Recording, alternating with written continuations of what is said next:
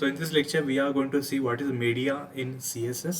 Basically media का इस्तेमाल होता है डिफरेंट स्क्रीन पर हम किस तरह से आउटपुट को डिस्प्ले कर सकते हैं, इसमें हम मीडिया पे वर्कआउट करते हैं। अल्दो बहुत लाइक काम बूटस्ट्रैप ने आपके लिए करके दिया है, हम मीडिया को कभी यूज़ नहीं करते implicitly, but if you want to work purely on a CSS तो वहाँ पर हम मीडिया का काफ़ी ज़्यादा इस्तेमाल करते हैं। इन पर्टिकुलर इन दैट केस कि जब आपको रिस्पॉन्सिव वेब पेज बनाना होता है, ठीक है, तो टैबलेट पे जैसे कोई एलिमेंट है 500 बाय 500 पिक्सल का एक बॉक्स है, तो वो टैबलेट पे कैसे दिखेगा, मोबाइल पे कैसे दिखेगा और डेस्कटॉप स्क्रीन पे कैसे दिखेगा, ये सब पैरामीटर्स आप मीडिया का इस्तेमाल करके आप उसको कॉन्फ़िगर या कस्टमाइज कर सकते हो। यहाँ पे हम मीडिया के साथ यूज़ करेंगे स्क्रीन, जो पॉपुलरली यूज़ होता है।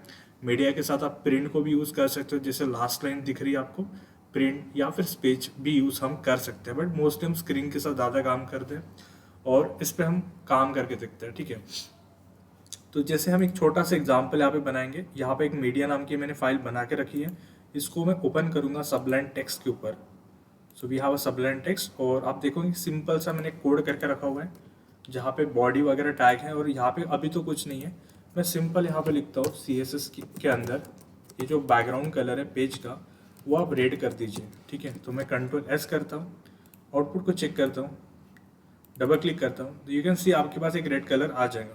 नाउ जैसे अब ये जो रेड मुझे यहाँ पे दिख रहा है, ये रेड दिख रहा है आपको टैबलेट्स की स्क्रीन पे, बट जैसे मेरी इच्छा ऐसी है कि जब टैबलेट पे कोई आउटपुट ये दिखेगा तो उसे रेड बैकग्राउंड ना दिखकर ग्रीन कलर का दिखे। सिमिलरली मोबाइल पे कोई आउटपुट देखेगा तो ग्रीन के जगह पे उसको येलो कलर मिले। इस तरह से मैं अलग अलग स्क्रीन के हिसाब से कुछ कॉन्फ़िगरेशन करना चाहता हूँ।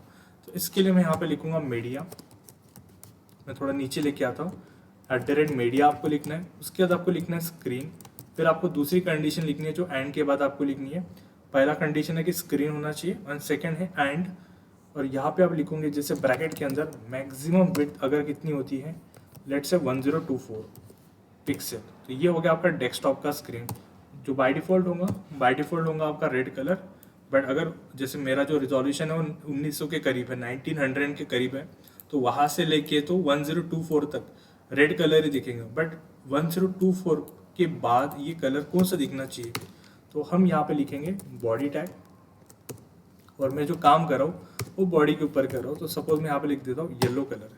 पहले हम बट यही चीज़ का हम आउटपुट पहले देख लेते हैं। ठीक है, तो Ctrl+S कर लेते हैं और एक बार आउटपुट चेक करते हैं।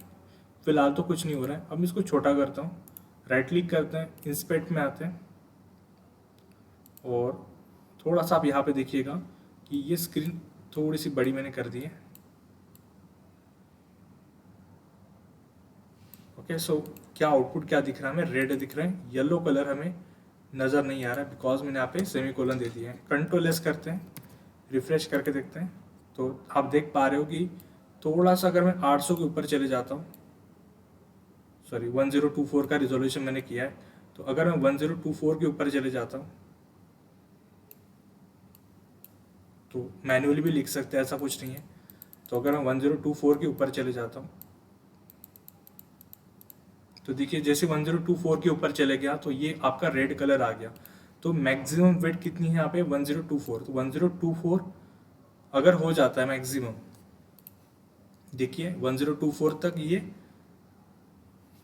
आपको येलो कलर दिख रहा है, मतलब आपका ये कलर ओबे हो रहा है येलो कलर, बट 1024 के ऊपर अगर चले जाता है तो ये आपको रेड अप्लाई कर देता है। तो उसी तरह से मैं चाहता हूँ कि लाइक कोई अगर 800 के पिक्सल पे अगर कोई जैसे टैबलेट का स्क्रीन होता है 800 पिक्सल का रिजोल्यूशन होता है, तो वहाँ पर अगर कोई चेक करेगा आउटपुट, सो मैं यहाँ पे मीडिया स्क्रीन लिखूंगा, फिर से एक बार एंड लिखूंगा, एंड उसके बाद मैं लिखूंगा maximum width equal to let's say 800 pixel. तो बेसिकली आपका टैबलेट का स्क्रीन होता है, और बॉडी में यहाँ पे यूज़ करूँगा, अगेन यहाँ पे बैकग्राउंड कलर देते हैं और मैं यहाँ पे ग्रीन दे दूंगा। और उसी तरह से अगर कोई मोबाइल स्क्रीन भी यूज़ कर रहे हैं तो यहाँ पे मैं लिखूंगा मीडिया, फिर से एक बार स्क्रीन एंड यहाँ पे फिर से एक बार maximum width equal to let's say 400 pixel.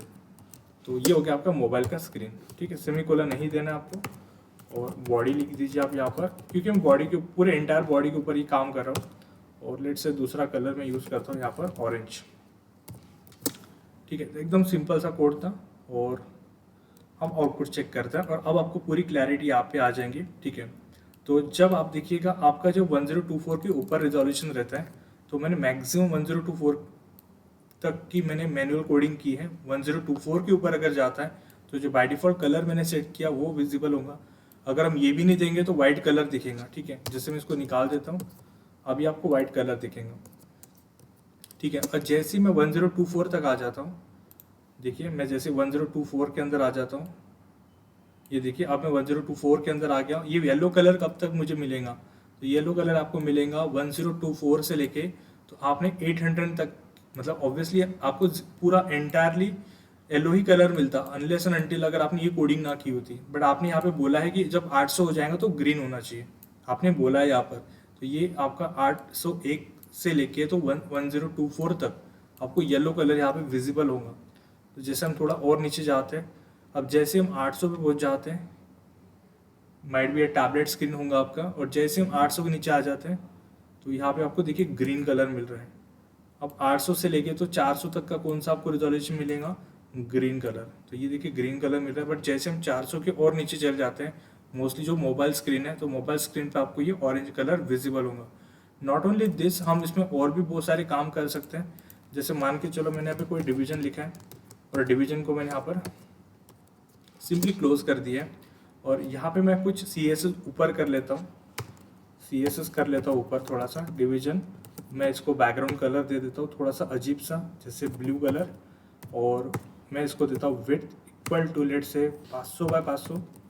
तो ये थोड़ा मैंने बढ़ा दिया हुआ है, ठीक है। Width equal to 500 by 500 pixel, ठीक है। कंट्रोल एस करते हैं, आप आउटपुट को चेक करिएगा।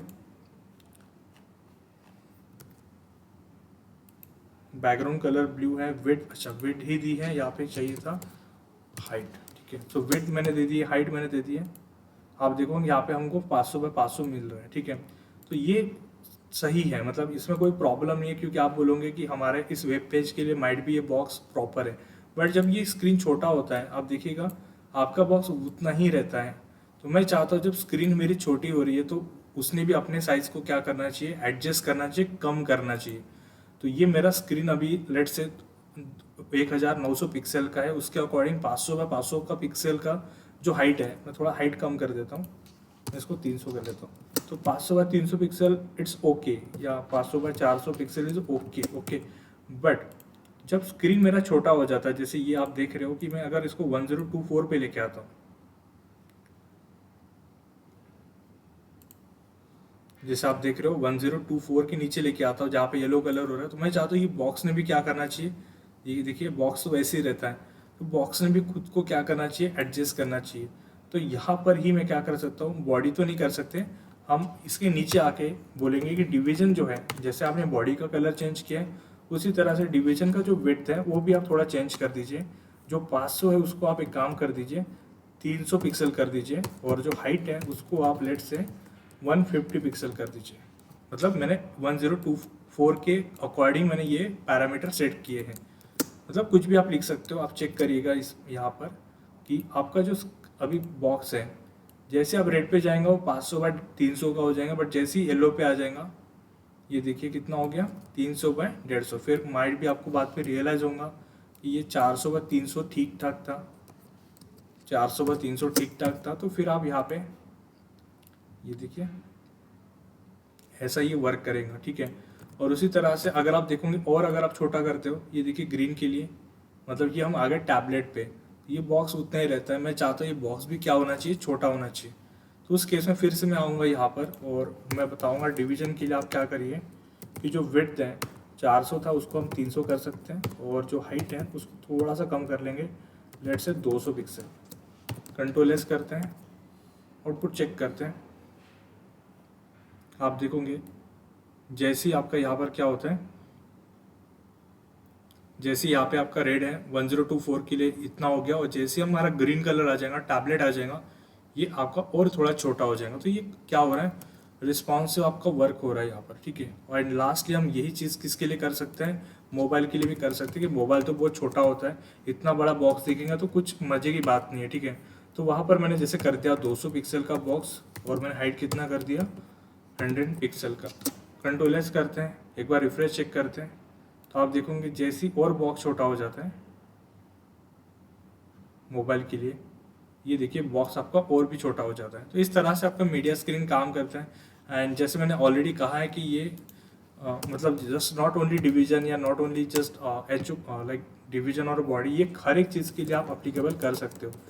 जैसे आप यहाँ पे कॉलेज मैनेजमेंट सिस्टम हेडिंग लिख रहे हो और इसका जो बाय डिफ़ॉल्ट फॉन्ट होता है, जैसे मैंने यहाँ पे सेट कर दिया कि जो हमारे पास लेट से H1 है उसका जो फॉन्ट साइज़ है जस्ट मान के चलो कि 50 पिक्सल है, ठीक है। एक बड़ा साइज़ मैंने यहाँ पे रख दिया है for the understanding point of view. तो आप देखोगे जब मैं यहाँ पे क्या कर रहा हूँ, पूरा नॉर्मल स्क्रीन पे जब आता हूँ तो आपको कॉलेज मैनेजमेंट सिस्टम हेडिंग बहुत बड़ा दिख रहा है, बट जैसे हम इसको स्क्रीन को छोटा कर देते हैं ये उतना ही रहता है, फिर से छोटा करते हैं तो फिर से वो उतना ही रहता है, और जब हम और छोटा करते हैं तो हमारी फॉन्ट साइज उतनी ही रहती है। तो इसको भी हम क्या कर सकते हैं, कस्टमाइज़ कर सकते हैं। आप सिंपली जाइए यहाँ पे आप लिखिए लेट से 50 की जगह पे 40। जैसे जैसे स्क्रीन आपका छोटा होता है आप H1 की भी साइज़ को क्या कर सकते हो, छोटा छोटा करते जा सकते हो। जैसे आप यहाँ पे लिखोगे 30 पिक्सल और माइट भी आप यहाँ पे लिख सकते हो 20 पिक्सल। तो आप देखिएगा जैसा आपका स्क्रीन छोटा होगा यहाँ पर, ये देखिए अब हेडिंग बढ़ते बढ़ते जाएंगे, ये बढ़ गई और ज़्यादा बढ़ेंगी और अब उससे भी ज़्यादा बढ़ेंगी, ठीक है। इस तरह से आपका ये मीडिया स्क्रीन काम करता है। सो होपफुली आपको अंडरस्टैंड आ चुका होगा थोड़ा बहुत, और लाइक ये चीज़ें आप कर सकते हो प्रैक्टिस इसकी, बट आप बूटस्ट्रैप यूज़ करते हो तो इतना आपको काम नहीं पड़ता है मैन्युअली करने का। Thank you.